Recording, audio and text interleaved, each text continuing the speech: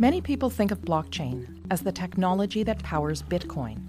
While this was its original purpose, blockchain is capable of so much more. Despite the sound of the word, there's not just one blockchain. Blockchain is shorthand for a whole suite of distributed ledger technologies that can be programmed to record and track anything of value, from financial transactions to medical records or even land titles. You might be thinking, we already have processes in place to track data. What's so special about blockchain? Let's break down the reasons why blockchain technology stands to revolutionize the way we interact with each other. Reason number 1, the way it tracks and stores data.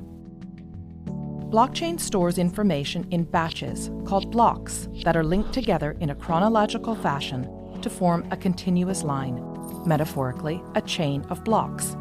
If you make a change to the information recorded in a particular block, you don't rewrite it. Instead, the change is stored in a new block, showing that X changed to Y at a particular date and time. Sound familiar? That's because blockchain is based on the centuries-old method of the general financial ledger.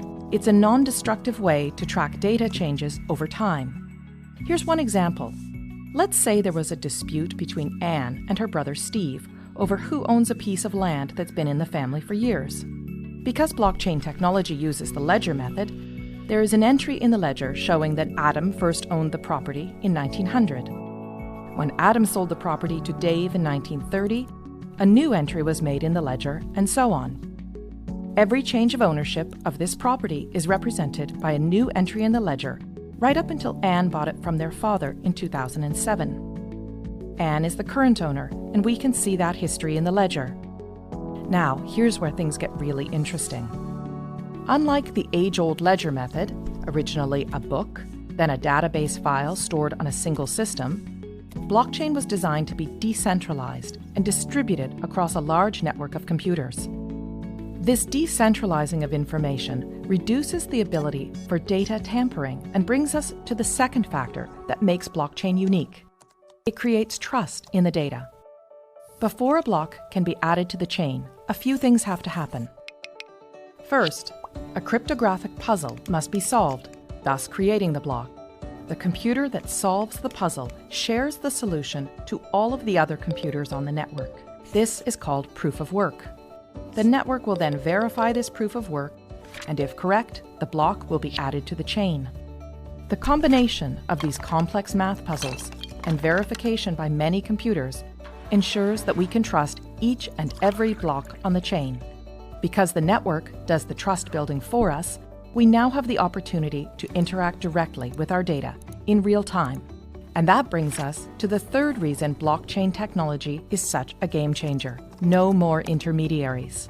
Currently, when doing business with one another, we don't show the other person our financial or business records. Instead, we rely on trusted intermediaries, such as a bank or lawyer, to view our records and keep that information confidential.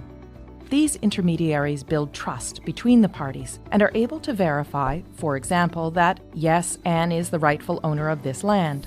This approach limits exposure and risk, but also adds another step to the exchange, which means more time and money spent. If Anne's land title information was stored in a blockchain, she could cut out the middleman, her lawyer, who would ordinarily confirm her information with Steve. As we now know, all blocks added to the chain have been verified to be true and can't be tampered with, so Anne can simply show Steve her land title information secured on the blockchain. Anne would save considerable time and money by cutting out the middleman. This type of trusted peer-to-peer interaction with our data can revolutionize the way we access, verify, and transact with one another.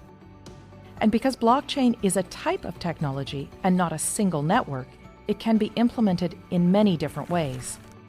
Some blockchains can be completely public and open to everyone to view and access. Others can be closed to a select group of authorized users, such as your company, a group of banks, or government agencies. And there are hybrid public-private blockchains too. In some, those with private access can see all the data, while the public can see only selections. In others, Everyone can see all the data, but only some people have access to add new data. A government, for example, could use a hybrid system to record the boundaries of Anne's property and the fact that she owns it while keeping her personal information private.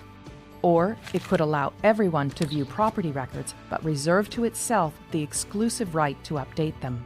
It is the combination of all these factors, decentralizing of the data, building trust in the data, and allowing us to interact directly with one another and the data that gives blockchain technology the potential to underpin many of the ways we interact with one another.